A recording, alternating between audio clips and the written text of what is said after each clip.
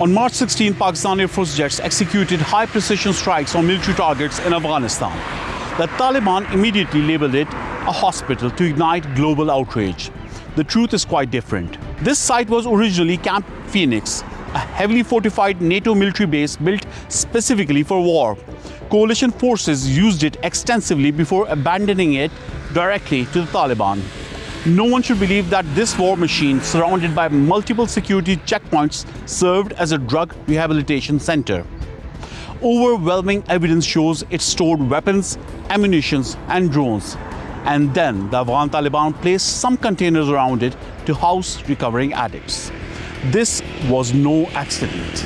By concealing military assets in a supposed civilian facility, the Taliban violated the Geneva Convention, the Rome Statute, and the Doha Agreement.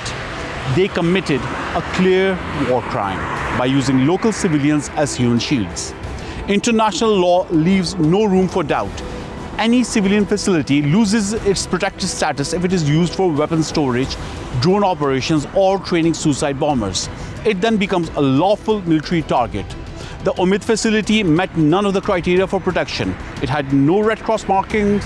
It carried no humanitarian certification. It was not used exclusively for medical purposes. It was simply a repurposed military fortress.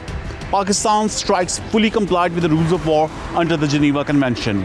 In any conflict, the responsibility for civilian risk falls on those who militarize civilian spaces. In this case, the liability rests firmly with the Afghan Taliban regime, which turned a former military camp into a combat zone.